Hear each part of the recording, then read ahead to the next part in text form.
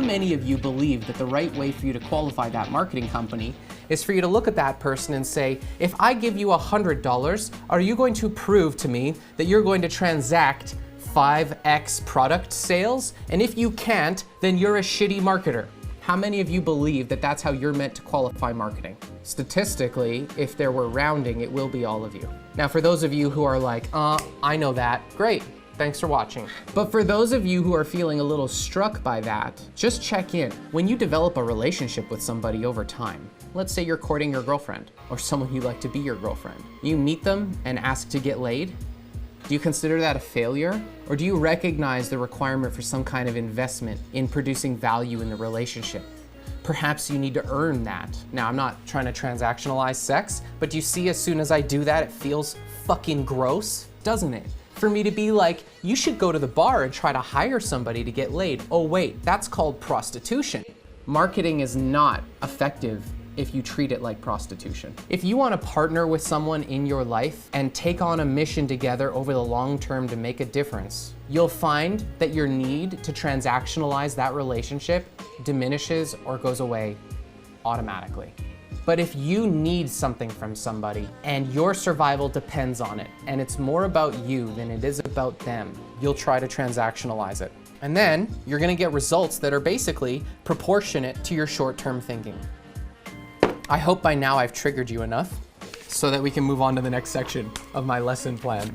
Marketing is about making people aware that you exist and generating interest in your product and service so that that prospect raises their hand and expresses interest in working with you.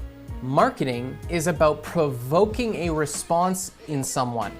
Marketing is about taking an individual's attention, revealing to their attention that you can address something they perceive as valuable or that you can give them something they believe is missing so that they are compelled in their own motor action to raise their hand and express interest. Sales is to take an individual who has expressed interest, qualify their needs, and present a solution that they could possibly transact should the return on their investment support them in terms of their values. Sales is transactional from the perspective that you need to qualify a specific opportunity, qualify a tangible need.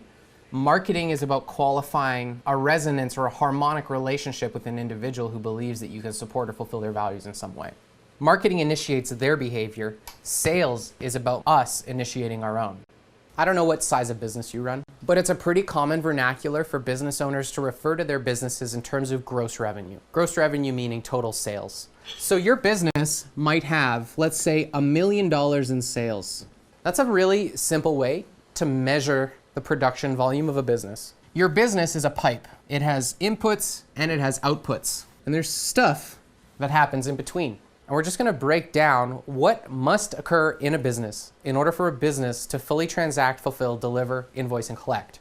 You must first attract attention, which will convert to $1 million of sales. This could be measured as CPM, cost per 1,000 impressions, and an impression is every time an eyeball scrolls past your post. So you need to have the ability to purchase or acquire a quantity of impressions to support $1 million in convertible sales opportunities. Is that fair? You cannot close a deal that you have not identified, and you can only identify a deal if someone expresses interest and you capture that. Once you have sales opportunity, you must close enough sales that you actually have work enough to bill $1 million. Let's assume it takes more than $1 million of marketing to create $1 million of sales opportunities. But let's say it takes more than $1 million of sales opportunities to actually close $1 million of business. $1 million of opportunities identified by marketing becomes $1 million of sales, which can be closed by your sales team, which becomes $1 million of fulfillment, meaning you either have to produce and ship $1 million in product, or you need to produce and deliver $1 million in service. You actually have to fulfill the $1 million. Once you've fulfilled the projects, you have to have a financial system that will actually invoice that in full and like marketing to sales and sales to fulfillment, oftentimes businesses need to write down because their labor is more than they expected. So you might have to do more than $1 million in labor to invoice $1 million in labor. Once you've invoiced $1 million in labor, you have to collect that $1 million so that it lands in the bank account.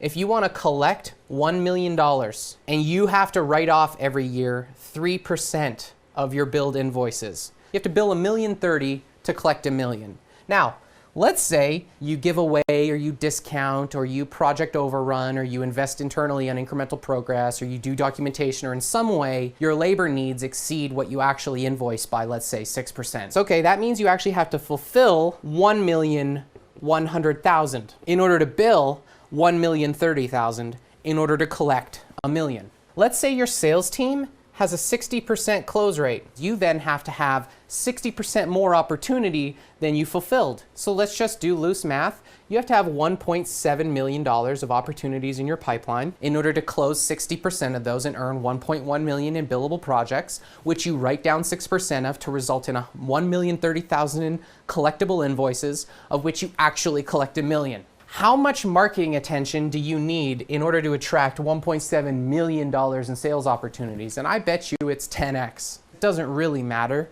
but what matters is it takes a $10 million marketing engine to run a $1 million business. It's just math. Because guess what? 1 in 10 people are actually a good customer for you. I'm sure 10 people could buy your stuff, but you really should only sell to 1 of them. So that's why you need to be spending on marketing. New money, new blood, new opportunity, new cash solves all problems.